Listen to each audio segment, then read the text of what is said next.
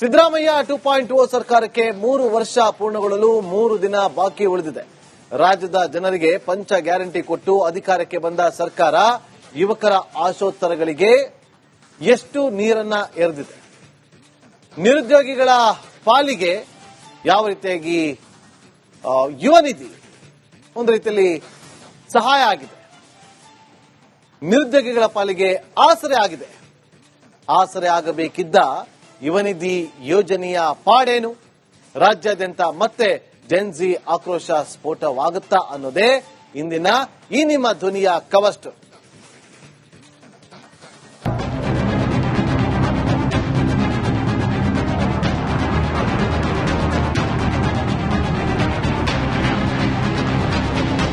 ಮೇ 20, 2023 ಕರ್ನಾಟಕದಲ್ಲಿ ಸಿದ್ದರಾಮಯ್ಯನವರ 2.0 ಸರ್ಕಾರ ಅಧಿಕಾರಕ್ಕೆ ಬಂದ ದಿನ.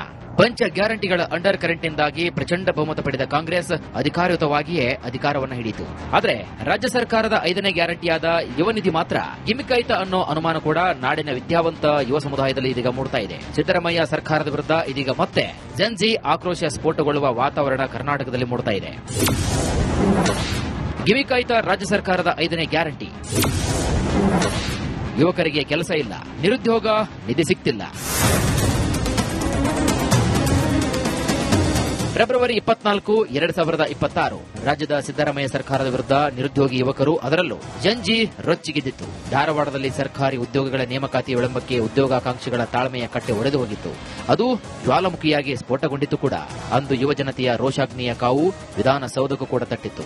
ಬಳಿಕ ಬಜೆಟ್ನಲ್ಲಿ 56,000 ಸರ್ಕಾರಿ ಉದ್ಯೋಗ ಭರ್ತಿ ಮಾಡುವುದಾಗಿ ಸಿದ್ದರಾಮಯ್ಯನವರು ಕೂಡ ಘೋಷಣೆ ಮಾಡಿದ್ರು. ಆದರೆ ಸೀನ್ ಕಟ್ ಮಾಡಿದ್ರೆ ಘೋಷಣೆ ಇನ್ನೂ ಬಜೆಟ್ ಪ್ರತಿಯಲ್ಲಿದ್ರೆ ಉದ್ಯೋಗಾಕಾಂಕ್ಷಿಗಳ ಅತ್ತ ಕೆಲಸವೂ ಕೂಡ ಇಲ್ಲದೆ ಇತ್ತ ಪ್ರತಿಭಟನೆಗೆ ಅವಕಾಶವೂ ಕೂಡ ಸಿಗದೆ ಬೀದಿಗೆ ಬಿದ್ದಿದ್ದಾರೆ.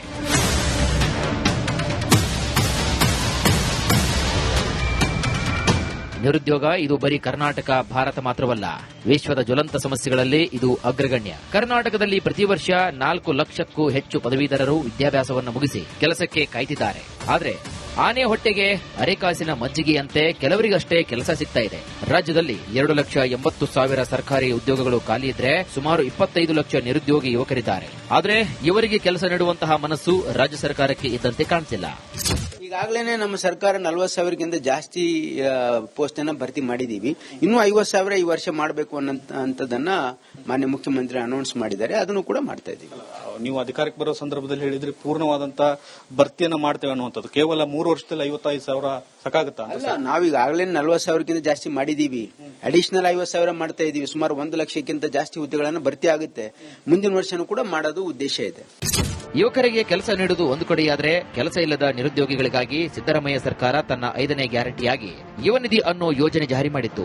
ಇದರ ಅನ್ವಯ ನಿರುದ್ಯೋಗಿ ಪದವೀಧರರಿಗೆ ಪ್ರತಿ ತಿಂಗಳು 3,000, ಡಿಪ್ಲೊಮಾ ಹೊಂದಿರುವವರಿಗೆ ಪ್ರತಿ ತಿಂಗಳು 1,500 ಹಣವನ್ನ ಗರಿಷ್ಠ 2 ವರ್ಷ ನೀಡುವುದಾಗಿ ಹೇಳಿತ್ತು. ಈಗ ಯುವ ನಿಧಿ ಯೋಜನೆ ಬಗ್ಗೆಯೂ ಕೂಡ ಆಕ್ರೋಶ ಸ್ಫೋಟಗೊಂಡಿದೆ. ಯುವ ನಿಧಿ 3 ವರ್ಷದಿಂದ ಬಂದಿಲ್ಲ. ಓದಿದ್ವಿ, BA ಡಿಗ್ರಿ ಎಲ್ಲ ಮುಗಿಸಿದೀವಿ. 3 ವರ್ಷದಿಂದ ಎಲೆಕ್ಷನ್ ಟೈಮಲ್ಲಿ ಮಾತ್ರ ಹೇಳ್ತಾರೆ ಯುವ ನಿಧಿ ಬರುತ್ತೆ 3,000. ನಾವು ಓದಿರ್ಕಾದ್ರೂ ಕೆಲಸ ಬೇಕಲ್ಲ ಸರ್. ಇಲ್ಲ, ಕೆಲಸ ಅಂದ್ರೆ ಏನು ಬಂದಿಲ್ಲ ನಮ್ಗೆ. ವಿ ಎನ್ ಇದ್ರು ಆದ್ರೂ ಹಾಕ್ಬೋದಲ್ಲ, ಅವರು ಹಾಕಿಲ್ಲ. ವಿ ಎನ್ ಇದ್ರು ಹಾಕಿಲ್ಲ. ಅವರು ಎಲೆಕ್ಷನ್ ಟೈಮಲ್ಲಿ ಮಾತ್ರ ಆಶ್ವಾಸನೆ ಕೊಡ್ತಾರೆ. ವಿ ಎನ್ ನಿಧಿ ಬರುತ್ತೆ, 3,000 ಬರುತ್ತೆ, 2,000 ಬರುತ್ತೆ, ನಿಮ್ಗೆ ಏನು ಬಂದಿಲ್ಲ. ಮತ್ತೆ ಈಗ 2 ವರ್ಷ 3 ವರ್ಷದಲ್ಲಿ ಮತ್ತೆ ಎಲೆಕ್ಷನ್ ಬರುತ್ತೆ, ಮತ್ತೆ ಅವಾಗ ಹೇಳ್ತಾರೆ. ಮತ್ತೆ ಕೇಳಿದ್ರಲ್ಲ, ನಮಗೆ ಕೆಲಸವೂ ಕೊಡ್ತಿಲ್ಲ, ಯುವ ನಿಧಿಯ ಹಣವನ್ನು ಕೂಡ ಕೊಡ್ತಿಲ್ಲ ಅನ್ನೋ ನಿರುದ್ಯೋಗಿಯ ಅಳಲನ್ನ. ಇನ್ನು ಈ ಬಗ್ಗೆ ಏನ್ ಹೇಳ್ತೀರಾ ಸಾರ್ ಅಂತ ರಿಪಬ್ಲಿಕ್ ಕನ್ನಡ ಕೇಳಿದ ಪ್ರಶ್ನೆಗೆ ಸಚಿವ ಶರಣ್ ಪ್ರಕಾಶ್ ಪಾಟೀಲ್ರು ಹೇಳಿದಿಷ್ಟು. ನೋಡಿ, ನಮ್ಮ ಹತ್ರ ಎಷ್ಟು ಜನ ಎನ್ರೋಲ್ ಆಗಿದ್ದಾರೆ, ಯಾರು ಎಲಿಜಿಬಲ್ ಇದ್ದಾರೆ, ಎಲ್ರಿಗೂ ಕೂಡ ಡೈರೆಕ್ಟ್ ಆಗಿ ಅವ್ರಿಗೆ ತಲುಪ್ತಾ ಇದೆ, DBT ಆಗ್ತಾ ಇದೆ. ಹಾಗಾಗಿ ಅವ್ರಿಗೇನು ಸಮಸ್ಯೆ ಇಲ್ಲ. ಈಗ ಸುಮಾರು 3,38,000 ಮಕ್ಕಳಿಗೆ ಡೈರೆಕ್ಟ್ ಆಗಿ ಅವರ ಅಕೌಂಟಿಗೆ ಹಣ ಡೆಬಿಟ್ ಆಗ್ತಾ ಇದೆ. ಹಾಗಾಗಿ ಏನು ಸಮಸ್ಯೆ ಇಲ್ಲ. ಸರ್, ನೋಂದಣಿ ವಿಳಂಬ ಆಗ್ತಾ ಇದೆ, ಸಮರ್ಪಕವಾಗಿ ಅದನ್ನ ಕಾರ್ಯನಿರ್ವಹಿಸ್ತಾ ಇಲ್ಲ ಅನ್ನೋ ಒಂದಷ್ಟು ಆರೋಪಗಳು ಸರ್. ಏನು ಸಮಸ್ಯೆ ಇಲ್ಲ ಅದ್ರಲ್ಲಿ. ಯಾಕಂದ್ರೆ ಇವತ್ತು ನಾವೇನು ಜನರಿಗೆ ಭರವಸೆಯನ್ನು ಕೊಟ್ಟಿದ್ವಿ ಯುವ ನಿಧಿ ಇಲ್ಲಿ, ನಾವು ಅವರಿಗೆ ಹಣ ಕೊಡ್ತಾ ಇದ್ದೀವಿ. ಅದ್ರ ಜೊತೆಗೆ ಅವರಿಗೆ ನಾವು ಎಂಪ್ಲಾಯಬಲ್ ಸ್ಕಿಲ್ ಕೊಡೋದಾಗ್ಲಿ ಅಥವಾ ಅವರಿಗೆ ಯುವ ನಿಧಿ ಪ್ಲಸ್ ಅಲ್ಲಿ ಅವರಿಗೆ ಎಂಪ್ಲಾಯಬಲ್ ಸ್ಕಿಲ್ ಕೊಡೋದು ಕೂಡ ನಮ್ಮ ಪ್ರಯತ್ನ ಆಗಿದೆ. ಯುವ ನಿಧಿಗೇನು ರೂಲ್ಸ್, ಇನ್ನು ಯುವ ನಿಧಿ ಯೋಜನೆಗೆ ಅರ್ಹರಾಗಲು ಸರ್ಕಾರ ಹಾಕಿರುವಂತಹ ಕಂಡೀಷನ್ಸ್ಗಳಿಗೇನು ಕಡಿಮೆ ಇಲ್ಲ. ಈ ಯೋಜನೆಯ ಫಲಾನುಭವಿ ಆಗಲು ಮೊದಲು ಕರ್ನಾಟಕ ರಾಜ್ಯದವರಾಗಿರಬೇಕು. 2022ರ ನಂತರ ಪದವಿ ಅಥವಾ ಡಿಪ್ಲೊಮಾ ಮುಗಿಸಿರಬೇಕು. ಡಿಗ್ರಿ ಅಥವಾ ಡಿಪ್ಲೊಮಾ ಮುಗಿಸಿ 6 ತಿಂಗಳಾದರೂ ಕೆಲಸ ಸಿಕ್ಕಿರಬಾರದು. ಯಾವುದೇ ಉನ್ನತ ಶಿಕ್ಷಣವನ್ನು ಕೂಡ ಪಡೆಯಬಾರದು. ಈ ಯುವ ನಿಧಿ ಯೋಜನೆ ಕೂಡ ಡಿಗ್ರಿ ಮುಗಿಸಿದವರಿಗೆ 3,000 ರೂಪಾಯಿ ಹಾಗೂ ಡಿಪ್ಲೊಮಾ ಮುಗಿಸಿದವರಿಗೆ 1,500 ರೂಪಾಯಿ ಪ್ರತಿ ತಿಂಗಳು ನೀಡಲಾಗುತ್ತದೆ. ಮುಂದೆ ಕೆಲಸ ಸಿಗುವವರೆಗೂ ಕೂಡ ಅಥವಾ 2 ವರ್ಷಗಳ ಕಾಲ ಈ ಯೋಜನೆಯ ಫಲಾನುಭವಿ ಆಗಬಹುದು.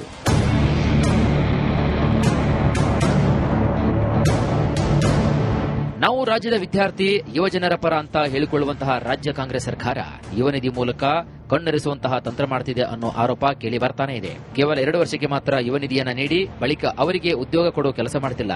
ಇನ್ನು ಯುವ ನಿಧಿ ಪಡೆಯಲು ಇರುವಂತಹ ರೂಲ್ಸ್ಗಳು ಅವರಿಗೆ ಸಹಾಯ ಮಾಡುವ ಬದಲು ಹೆಚ್ಚು ಕನ್ಫ್ಯೂಸ್ ಮಾಡುವಂತೆಯೇ ಇವೆ. ಒಟ್ಟಾರೆಯಾಗಿ ಯುವ ನಿಧಿ ಗ್ಯಾರಂಟಿ ಸರ್ಕಾರದ ಗಿಮಿಕ್ನಂತೆ ಕಾಣ್ತಾ ಇದೆ ಅನ್ನೋದು ರಾಜ್ಯದ ಉದ್ಯೋಗಾಕಾಂಕ್ಷಿಗಳ ಬಲವಾದ ಆರೋಪ. Bureau report, republic Kannada. Siddaramaiah 2.0 ಸರ್ಕಾರಕ್ಕೆ 3 ವರ್ಷ ಪೂರ್ಣಗೊಳ್ಳಲು 3 ದಿನ ಬಾಕಿ ಉಳಿದಿದೆ. ರಾಜ್ಯದ ಜನರಿಗೆ ಪಂಚ ಗ್ಯಾರಂಟಿ ಕೊಟ್ಟು ಅಧಿಕಾರಕ್ಕೆ ಬಂದ ಸರ್ಕಾರ ಯುವಕರ ಆಶೋತ್ತರಗಳಿಗೆ ಎಷ್ಟು ನೀರನ್ನ ಎರೆದಿದೆ? ನಿರುದ್ಯೋಗಿಗಳ ಪಾಲಿಗೆ ಯಾವ ರೀತಿಯಾಗಿ ಯುವ ನಿಧಿ ಒಂದು ರೀತಿಯಲ್ಲಿ ಸಹಾಯ ಆಗಿದೆ, ನಿರುದ್ಯೋಗಿಗಳ ಪಾಲಿಗೆ ಆಸರೆ ಆಗಿದೆ. ಆಸರೆ ಆಗಬೇಕಿದ್ದ ಯುವ ನಿಧಿ ಯೋಜನೆಯ ಪಾಡೇನು? ರಾಜ್ಯಾದ್ಯಂತ ಮತ್ತೆ ಜೆನ್ಜಿ ಆಕ್ರೋಶ ಸ್ಫೋಟವಾಗುತ್ತಾ ಅನ್ನೋದೇ ಇಂದಿನ ಈ ನಿಮ್ಮ ಧ್ವನಿಯ ಕವರ್ ಸ್ಟೋರಿ.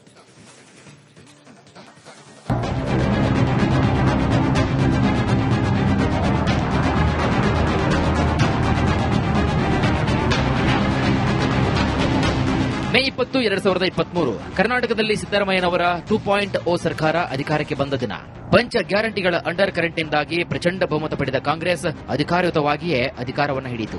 ಆದರೆ ರಾಜ್ಯ ಸರ್ಕಾರದ 5ನೇ ಗ್ಯಾರಂಟಿಯಾದ ಯುವ ನಿಧಿ ಮಾತ್ರ ಗಿಮಿಕ್ ಆಯ್ತಾ ಅನ್ನೋ ಅನುಮಾನ ಕೂಡ ನಾಡಿನ ವಿದ್ಯಾವಂತ ಯುವ ಸಮುದಾಯದಲ್ಲಿ ಇದೀಗ ಮೂಡ್ತಾ ಇದೆ. ಸಿದ್ದರಾಮಯ್ಯ ಸರ್ಕಾರದ ವಿರುದ್ಧ ಇದೀಗ ಮತ್ತೆ ಜನ್ಜಿ ಆಕ್ರೋಶ ಸ್ಫೋಟಗೊಳ್ಳುವ ವಾತಾವರಣ ಕರ್ನಾಟಕದಲ್ಲಿ ಮೂಡ್ತಾ ಇದೆ. ಗಿಮಿಕ್ ಆಯ್ತಾ ರಾಜ್ಯ ಸರ್ಕಾರದ 5ನೇ ಗ್ಯಾರಂಟಿ? ಯುವಕರಿಗೆ ಕೆಲಸ ಇಲ್ಲ, ನಿರುದ್ಯೋಗ ನಿಧಿ ಸಿಗ್ತಿಲ್ಲ. ಫೆಬ್ರವರಿ 24, 2026 ರಾಜ್ಯದ ಸಿದ್ದರಾಮಯ್ಯ ಸರ್ಕಾರದ ವಿರುದ್ಧ ನಿರುದ್ಯೋಗಿ ಯುವಕರು, ಅದರಲ್ಲೂ ಜಂಜಿ ರೊಚ್ಚಿಗೆದ್ದಿತ್ತು. ಧಾರವಾಡದಲ್ಲಿ ಸರ್ಕಾರಿ ಉದ್ಯೋಗಗಳ ನೇಮಕಾತಿ ವಿಳಂಬಕ್ಕೆ ಉದ್ಯೋಗಾಕಾಂಕ್ಷಿಗಳ ತಾಳ್ಮೆಯ ಕಟ್ಟೆ ಒಡೆದು ಹೋಗಿತ್ತು. ಅದು ಜ್ವಾಲಾಮುಖಿಯಾಗಿ ಸ್ಫೋಟಗೊಂಡಿತ್ತು ಕೂಡ.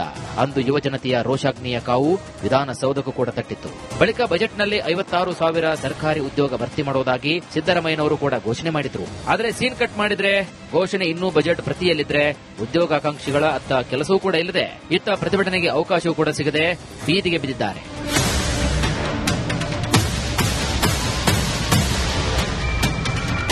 ನಿರುದ್ಯೋಗ ಇದು ಬರೀ ಕರ್ನಾಟಕ, ಭಾರತ ಮಾತ್ರವಲ್ಲ, ವಿಶ್ವದ ಜ್ವಲಂತ ಸಮಸ್ಯೆಗಳಲ್ಲಿ ಇದು ಅಗ್ರಗಣ್ಯ. ಕರ್ನಾಟಕದಲ್ಲಿ ಪ್ರತಿ ವರ್ಷ 4 ಲಕ್ಷಕ್ಕೂ ಹೆಚ್ಚು ಪದವೀಧರರು ವಿದ್ಯಾಭ್ಯಾಸವನ್ನು ಮುಗಿಸಿ ಕೆಲಸಕ್ಕೆ ಕಾಯ್ತಿದ್ದಾರೆ. ಆದರೆ ಆನೆ ಹೊಟ್ಟೆಗೆ ಅರೆಕಾಸಿನ ಮಜ್ಜಿಗೆಯಂತೆ ಕೆಲವರಿಗಷ್ಟೇ ಕೆಲಸ ಸಿಗ್ತಾ ಇದೆ. ರಾಜ್ಯದಲ್ಲಿ 2,80,000 ಸರ್ಕಾರಿ ಉದ್ಯೋಗಗಳು ಖಾಲಿ ಇದ್ರೆ ಸುಮಾರು 25 ಲಕ್ಷ ನಿರುದ್ಯೋಗಿ ಯುವಕರಿದ್ದಾರೆ. ಆದರೆ ಇವರಿಗೆ ಕೆಲಸ ನೀಡುವಂತಹ ಮನಸ್ಸು ರಾಜ್ಯ ಸರ್ಕಾರಕ್ಕೆ ಇದ್ದಂತೆ ಕಾಣ್ತಿಲ್ಲ. ಈಗಾಗಲೇ ನಮ್ಮ ಸರ್ಕಾರ 40,000ಕ್ಕಿಂತ ಜಾಸ್ತಿ ಪೋಸ್ಟ್ ಅನ್ನ ಭರ್ತಿ ಮಾಡಿದೀವಿ. ಇನ್ನೂ 50,000 ಈ ವರ್ಷ ಮಾಡಬೇಕು ಅನ್ನೋದನ್ನ ಮಾನ್ಯ ಮುಖ್ಯಮಂತ್ರಿ ಅನೌನ್ಸ್ ಮಾಡಿದ್ದಾರೆ. ಅದನ್ನು ಕೂಡ ಮಾಡ್ತಾ ಇದ್ದೀವಿ. ನೀವು ಅಧಿಕಾರಕ್ಕೆ ಬರೋ ಸಂದರ್ಭದಲ್ಲಿ ಹೇಳಿದ್ರೆ ಪೂರ್ಣವಾದಂತ ಭರ್ತಿಯನ್ನ ಮಾಡ್ತೇವೆ ಅನ್ನುವಂಥದ್ದು. ಕೇವಲ 3 ವರ್ಷದಲ್ಲಿ 55,000 ಸಾಕಾಗುತ್ತಾ? ಅಲ್ಲ, ನಾವೀಗಾಗಲೇ 40,000ಕ್ಕಿಂತ ಜಾಸ್ತಿ ಮಾಡಿದೀವಿ. ಅಡಿಷನಲ್ 50,000 ಮಾಡ್ತಾ ಇದೀವಿ. ಸುಮಾರು 1 ಲಕ್ಷಕ್ಕಿಂತ ಜಾಸ್ತಿ ಹುದ್ದೆಗಳನ್ನು ಭರ್ತಿ ಆಗುತ್ತೆ. ಮುಂದಿನ ವರ್ಷನೂ ಕೂಡ ಮಾಡೋದು ಉದ್ದೇಶ ಇದೆ. ಯುವಕರಿಗೆ ಕೆಲಸ ನೀಡುವುದು ಒಂದು ಕಡೆಯಾದರೆ, ಕೆಲಸ ಇಲ್ಲದ ನಿರುದ್ಯೋಗಿಗಳಿಗಾಗಿ ಸಿದ್ದರಾಮಯ್ಯ ಸರ್ಕಾರ ತನ್ನ 5ನೇ ಗ್ಯಾರಂಟಿಯಾಗಿ ಯುವ ನಿಧಿ ಅನ್ನೋ ಯೋಜನೆ ಜಾರಿ ಮಾಡಿತ್ತು. ಇದರ ಅನ್ವಯ ನಿರುದ್ಯೋಗಿ ಪದವೀಧರರಿಗೆ ಪ್ರತಿ ತಿಂಗಳು 3,000, ಡಿಪ್ಲೊಮಾ ಹೊಂದಿರುವವರಿಗೆ ಪ್ರತಿ ತಿಂಗಳು 1,500 ಹಣವನ್ನ ಗರಿಷ್ಠ 2 ವರ್ಷ ನೀಡುವುದಾಗಿ ಹೇಳಿತ್ತು. ಈಗ ಯುವ ನಿಧಿ ಯೋಜನೆ ಬಗ್ಗೆಯೂ ಕೂಡ ಆಕ್ರೋಶ ಸ್ಫೋಟಗೊಂಡಿದೆ. ಯುವ ನಿಧಿ 3 ವರ್ಷದಿಂದ ಬಂದಿಲ್ಲ. ಓದಿದ್ವಿ, BA ಡಿಗ್ರಿ ಎಲ್ಲ ಮುಗಿಸಿದೀವಿ. 3 ವರ್ಷದಿಂದ ಎಲೆಕ್ಷನ್ ಟೈಮಲ್ಲಿ ಮಾತ್ರ ಹೇಳ್ತಾರೆ ಯುವ ನಿಧಿ ಬರುತ್ತೆ 3,000. ನಾವು ಓದಿರ್ಕಾದ್ರೂ ಕೆಲಸ ಬೇಕಲ್ಲ ಸರ್. ಇಲ್ಲ, ಕೆಲಸ ಅಂದು ಏನು ಬಂದಿಲ್ಲ ನಮಗೆ. ವಿ ಎನ್ ಇದ್ರು ಆದ್ರೂ ಹಾಕ್ಬೋದಲ್ಲ, ಅವರು ಹಾಕಿಲ್ಲ. ವಿ ಎನ್ ಇದನ್ನು ಹಾಕಿಲ್ಲ. ಅವರು ಎಲೆಕ್ಷನ್ ಟೈಮಲ್ಲಿ ಮಾತ್ರ ಆಶ್ವಾಸನೆ ಕೊಡ್ತಾರೆ. ವಿ ಎನ್ ನಿಧಿ ಬರುತ್ತೆ, 3,000 ಬರುತ್ತೆ, 2,000 ಬರುತ್ತೆ ನಿಮ್ಗೆ. ಏನು ಬಂದಿಲ್ಲ. ಮತ್ತೆ ಈಗ 2 ವರ್ಷ 3 ವರ್ಷದಲ್ಲಿ ಮತ್ತೆ ಎಲೆಕ್ಷನ್ ಬರುತ್ತೆ, ಮತ್ತೆ ಅವಾಗ ಹೇಳ್ತಾರೆ. ಮತ್ತೆ ಕೇಳಿದ್ರಲ್ಲ, ನಮಗೆ ಕೆಲಸವೂ ಕೊಡ್ತಿಲ್ಲ, ಯುವ ನಿಧಿಯ ಹಣವನ್ನು ಕೂಡ ಕೊಡ್ತಿಲ್ಲ ಅನ್ನೋ ನಿರುದ್ಯೋಗಿಯ ಅಳಲನ್ನ. ಇನ್ನು ಈ ಬಗ್ಗೆ ಏನ್ ಹೇಳ್ತೀರಾ ಸಾರ್ ಅಂತ ರಿಪಬ್ಲಿಕ್ ಕನ್ನಡ ಕೇಳಿದ ಪ್ರಶ್ನೆಗೆ ಸಚಿವ ಶರಣ್ ಪ್ರಕಾಶ್ ಪಾಟೀಲ್ರು ಹೇಳಿದಿಷ್ಟು. ನೋಡಿ, ನಮ್ಮ ಹತ್ರ ಎಷ್ಟು ಜನ ಎನ್ರೋಲ್ ಆಗಿದ್ದಾರೆ, ಯಾರು ಎಲಿಜಿಬಲ್ ಇದ್ದಾರೆ, ಎಲ್ರಿಗೂ ಕೂಡ ಡೈರೆಕ್ಟ್ ಆಗಿ ಅವ್ರಿಗೆ ತಲುಪ್ತಾ ಇದೆ, ಡಿಬಿಟಿ ಆಗ್ತಾ ಇದೆ. ಹಾಗಾಗಿ ಅವ್ರಿಗೇನು ಸಮಸ್ಯೆ ಇಲ್ಲ. ಈಗ ಸುಮಾರು 3,38,000 ಮಕ್ಕಳಿಗೆ ಡೈರೆಕ್ಟ್ ಆಗಿ ಅವ್ರ ಅಕೌಂಟಿಗೆ ಹಣ ಡೆಬಿಟ್ ಆಗ್ತಾ ಇದೆ. ಹಾಗಾಗಿ ಏನು ಸಮಸ್ಯೆ ಇಲ್ಲ. ಸರ್, ನೋಂದಣಿ ವಿಳಂಬ ಆಗ್ತಾ ಇದೆ, ಸಮರ್ಪಕವಾಗಿ ಅದನ್ನ ಕಾರ್ಯನಿರ್ವಹಿಸ್ತಾ ಇಲ್ಲ ಅನ್ನೋ ಒಂದಷ್ಟು ಆರೋಪಗಳು ಸರ್. ಏನು ಸಮಸ್ಯೆ ಇಲ್ಲ ಅದ್ರಲ್ಲಿ. ಯಾಕಂದ್ರೆ ಇವತ್ತು ನಾವೇನು ಜನರಿಗೆ ಭರವಸೆಯನ್ನು ಕೊಟ್ಟಿದ್ವಿ ಯುವ ನಿಧಿ ಇಲ್ಲಿ, ನಾವು ಅವರಿಗೆ ಹಣ ಕೊಡ್ತಾ ಇದ್ದೀವಿ. ಅದ್ರ ಜೊತೆಗೆ ಅವರಿಗೆ ನಾವು ಎಂಪ್ಲಾಯಬಲ್ ಸ್ಕಿಲ್ ಕೊಡೋದಾಗ್ಲಿ ಅಥವಾ ಅವರಿಗೆ ಯುವ ನಿಧಿ ಪ್ಲಸ್ ಅಲ್ಲಿ ಅವರಿಗೆ ಎಂಪ್ಲಾಯಬಲ್ ಸ್ಕಿಲ್ ಕೊಡೋದು ಕೂಡ ನಮ್ಮ ಪ್ರಯತ್ನ ಆಗಿದೆ. ಯುವ ನಿಧಿಗೇನು ರೂಲ್ಸ್. ಇನ್ನು ಯುವ ನಿಧಿ ಯೋಜನೆಗೆ ಅರ್ಹರಾಗಲು ಸರ್ಕಾರ ಹಾಕಿರುವಂತಹ ಕಂಡೀಷನ್ಸ್ ಗಳಿಗೇನು ಕಡಿಮೆ ಇಲ್ಲ. ಈ ಯೋಜನೆಯ ಫಲಾನುಭವಿ ಆಗಲು ಮೊದಲು ಕರ್ನಾಟಕ ರಾಜ್ಯದವರಾಗಿರಬೇಕು. 2022ರ ನಂತರ ಪದವಿ ಅಥವಾ ಡಿಪ್ಲೊಮಾ ಮುಗಿಸಿರಬೇಕು. ಡಿಗ್ರಿ ಅಥವಾ ಡಿಪ್ಲೊಮಾ ಮುಗಿಸಿ 6 ತಿಂಗಳಾದರೂ ಕೆಲಸ ಸಿಕ್ಕಿರಬಾರದು. ಯಾವುದೇ ಉನ್ನತ ಶಿಕ್ಷಣವನ್ನು ಕೂಡ ಪಡೆಯಬಾರದು. ಈ ಯುವ ನಿಧಿ ಯೋಜನೆ ಕೂಡ ಡಿಗ್ರಿ ಮುಗಿಸಿದವರಿಗೆ 3,000 ರೂಪಾಯಿ ಹಾಗೂ ಡಿಪ್ಲೊಮಾ ಮುಗಿಸಿದವರಿಗೆ 1,500 ರೂಪಾಯಿ ಪ್ರತಿ ತಿಂಗಳು ನೀಡಲಾಗುತ್ತದೆ. ಮುಂದೆ ಕೆಲಸ ಸಿಗುವವರೆಗೂ ಕೂಡ ಅಥವಾ 2 ವರ್ಷಗಳ ಕಾಲ ಈ ಯೋಜನೆಯ ಫಲಾನುಭವಿ ಆಗಬಹುದು.